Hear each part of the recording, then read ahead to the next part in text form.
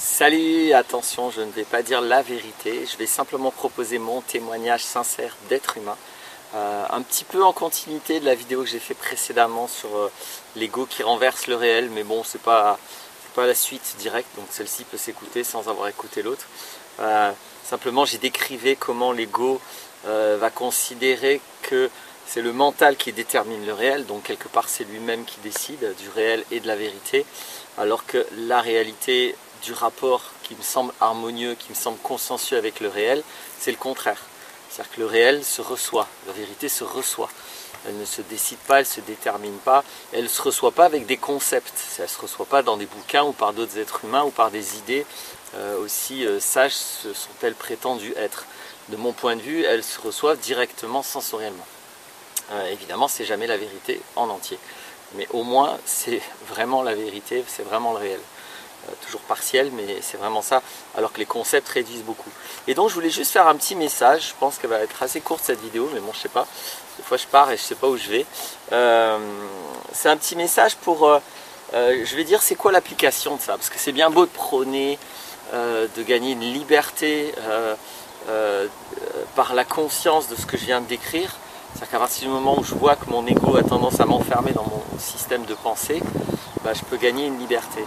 Et j'avais envie de décrire un peu plus précisément l'application de ça, qu'est-ce que ça peut donner. Alors évidemment, c'est un exemple, je pourrais dire. Il n'y a pas de...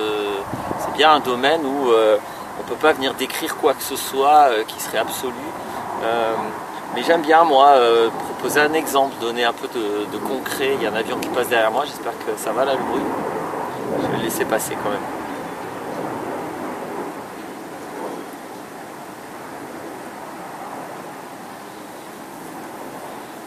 Donc voilà, c'est juste un message qui vient de moi, donc ça vient pas de grand chose, hein, c'est juste un être humain.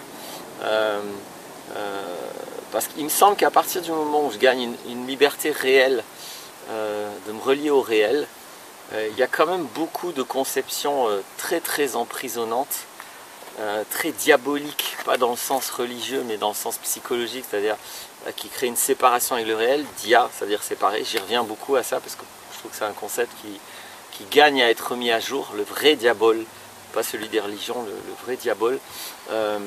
Et je trouve qu'on baigne dans beaucoup de diaboles. Et donc les plus gros, pour moi, sont toutes les notions liées à la propriété, liées donc aux frontières, qui ne sont rien d'autre qu'une propriété nationale, une propriété de commune. J'avais un copain chien qui venait me voir. La monnaie évidemment, mais la monnaie n'est que l'outil qui applique la propriété. Et tout ce que ces deux premiers supports conceptuels induisent. Et donc, je trouve que c'est vraiment une liberté forte à gagner. Ça veut dire que pour moi, la personne libre, alors toute seule, malheureusement, c'est un peu compliqué là de le faire, parce que le système basé sur la monnaie et la propriété, j'en ai déjà parlé, hein, il est très totalitaire, donc il impose énormément les choses. C'est pas comme s'il nous laisse libre de faire comme on voudrait, c'est pas comme si il existe de vraies démocraties basées sur ce système. Ce système empêche de fait les démocraties, c'est-à-dire la décision des gens. Les gens ne sont là-dedans que infantilisés ou esclavagisés, utilisés en fait, sont rendus des briques dans le mur comme disaient les autres, ou vraiment des éléments d'une machine.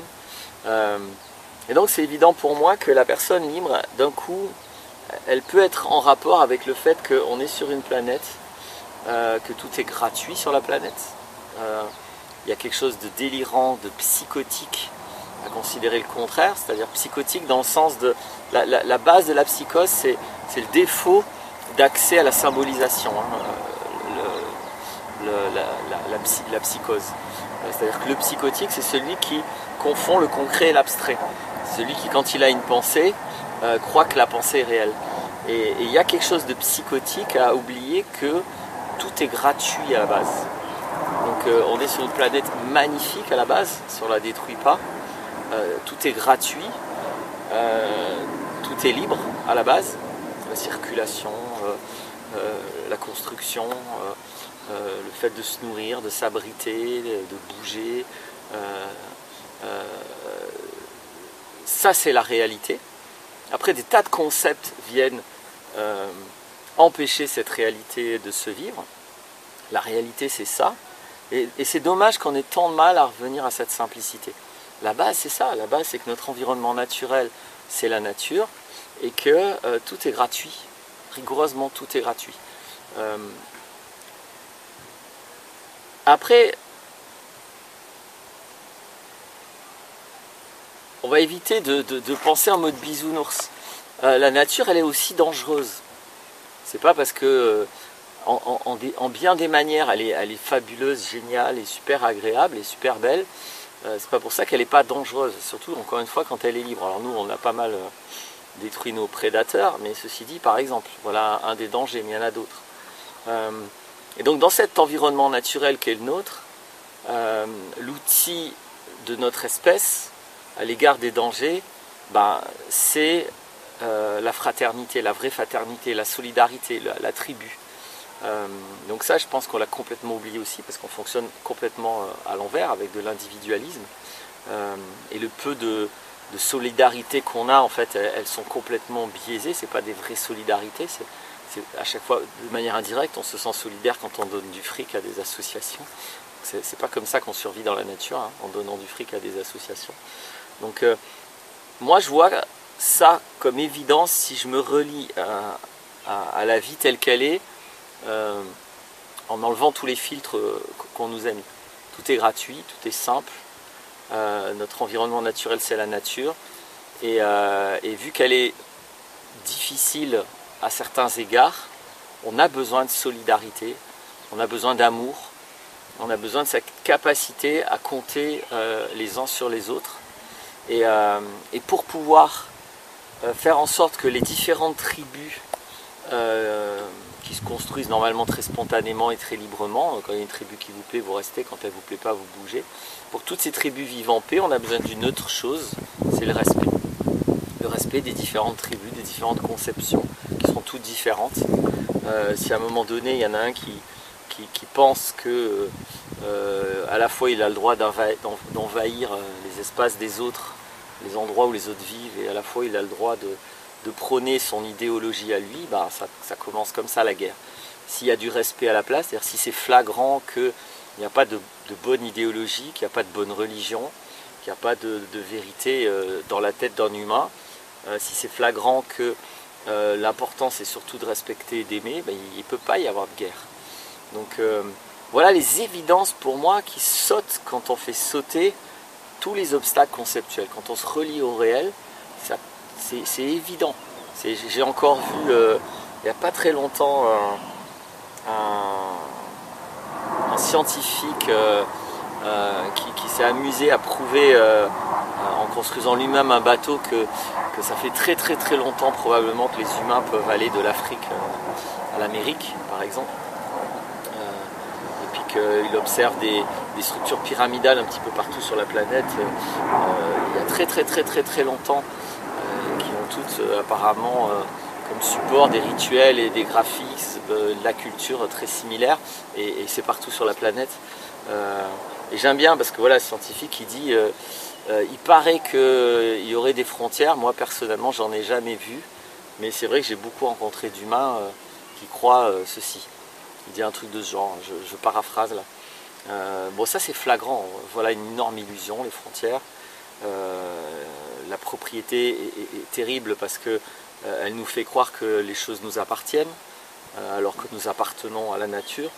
La monnaie est terrible parce qu'elle nous fait croire que pour avoir des choses, il suffit d'avoir de la monnaie, ce qui est n'importe quoi. Pour avoir des choses, il faut des matières premières et il vaut mieux qu'elles soient renouvelables si on a un petit peu d'amour pour les générations futures. Donc la monnaie nous empêche de vivre, de vérifier, de calculer, de gérer cette évidence que pour avoir des choses, nous avons besoin de matières premières. Aujourd'hui, plus aucun humain dans le système monétaire ne se pose ce genre de questions. Il a de l'argent, il achète. À aucun moment, même le plus écolo, le plus radical écolo de la planète, il lui suffit d'avoir d'argent pour être content à monter ses projets, etc. À aucun moment il va chercher à calculer si les ressources nécessaires à son projet sont disponibles ou s'il les pique pas à quelqu'un d'autre ou à des enfants qui doivent être violés et agressés dans des mines pour lui fournir les matières pour son projet. C'est des choses que dans un monde un tout petit peu sain et consciencieux serait absolument une grosse évidence. On fait attention aux ressources. Nous on ne sait plus faire ça du tout, on est très éloigné et c'est important de voir que c'est la conception de la monnaie qui empêche ça. C'est-à-dire que, parce que je vais finir avec ça, je pense que les notions de propriété et de monnaie sont des notions hautement toxiques que les êtres humains ne sont pas capables de gérer. Les êtres humains ne sont pas capables de gérer les conséquences dévastatrices de ces conceptions. Ce sont des outils conceptuels qui ont a priori comme ça des avantages, mais les inconvénients sont monstrueux et on n'est absolument pas capable de les gérer, on n'est absolument pas capable d'en avoir conscience. J'insiste, hein, même moi quand j'écoute même les écolos les plus extrêmes, ils ne tiennent pas ce discours-là. Pourtant c'est la base. Je veux dire, tant qu'il y aura de la monnaie, de toute façon, il y aura de la destruction de l'environnement. Ça c'est absolument évident pour moi. Donc ça c'est des choses qui sont vues quand je regarde le mental. C'est-à-dire que le gros problème que j'observe très souvent, quels que soient les domaines, que ce soit les domaines scientifiques, que ce soit la physique ou même biologie ou donc que ce soit après les écolos, souvent le problème c'est que ce sont des humains qui utilisent leur mental et il n'y a pas tellement d'approche qui apprend à utiliser le mental. C'est-à-dire qu'ils n'auraient pas de conscience du mental, donc ils utilisent leur mental n'importe comment. Ils n'ont pas conscience des tares de leur mental et donc des tares de leur raisonnement qui sont faux de A à Z. Ou plus exactement, qui sont enfermés dans un paradigme et qui ne prennent pas en compte la réalité à laquelle j'essaye d'inviter maintenant à vous relier. La réalité toute crue, toute radicale au sens de la racine des choses. Quand je fais tomber mes belles idées, il y a une vraie réalité, il y a quelque chose qui est là. Et une manière simple de la décrire, j'ai essayé de le faire là, mais bon, c'est ma manière, hein, elle est clairement probablement pas parfaite. Et je pense qu'elle se relie beaucoup mieux à beaucoup de choses que j'entends. Donc il y a ces évidences-là. Donc évidemment, pour moi, on n'est pas sérieux si on envisage quoi que ce soit qui contient de la propriété, de la monnaie, et qui élude les bases sociales que sont l'amour, la fraternité, le respect. S'il n'y a pas cette clarté qu'on a besoin de ça pour vivre dans un environnement, dans notre environnement naturel et pour y vivre en paix avec les autres cultures, les autres façons de faire. C'est dommage qu'on est en train d'éradiquer la biodiversité culturelle. Les êtres humains sont magnifiques de biodiversité si on laisse ça libre. Et puis là on est en train de tout harmoniser juste parce qu'on est enfermé dans ces conceptions. Donc voilà ce que j'avais envie de dire. J'ai conscience que peut-être c'est pas évident à entendre. J'invite à ne pas réagir, j'invite à regarder si, toi qui écoutes, si tu as des arguments directs. Fuis pas le centre que je propose là, en allant trouver des avantages ou des inconvénients ailleurs. Regarde si tu as quelque chose à répondre à ça, aux inconvénients de la monnaie, de la propriété directement. Pareil, va pas chercher d'autres avantages à la monnaie, mais regarde les inconvénients que je viens de dire et regarde si il y a une façon de les pallier. Moi, j'en vois pas réalistement. Alors bien sûr, on peut se dire à un moment donné, oui, il suffit de le savoir. Non, honnêtement, non, ça marche pas comme ça. Il n'y a qu'à regarder l'humanité pour voir que là, aujourd'hui, j'insiste, même les plus grands écolos tombent dans le piège et ne semblent pas avoir conscience de ce qu'il faut, ne serait-ce que pour construire une ville comme destruction et ce que ça nécessite comme tiers-monde. Parce que sans tiers-monde, il ne peut pas y avoir une seule ville occidentale, parce qu'il n'y a pas les ressources. Donc voilà. Voilà ce que j'avais envie de dire. Donc ça veut dire que le chantier est énorme. Allez voir, hein. Alors ça ne veut pas dire qu'un humain tout seul peut commencer à se lancer là-dedans, mais un humain tout seul peut commencer à avancer vers ça, ça c'est clair. Et puis après, si on est assez nombreux pour commencer à passer à l'action, ça sera possible un jour peut-être. Voilà. J'espère que ça aidera, que ça clarifiera. J'espère que ça secouera suffisamment pour mettre en cause les toxicités conceptuelles. Et puis à bientôt pour d'autres vidéos. Au revoir.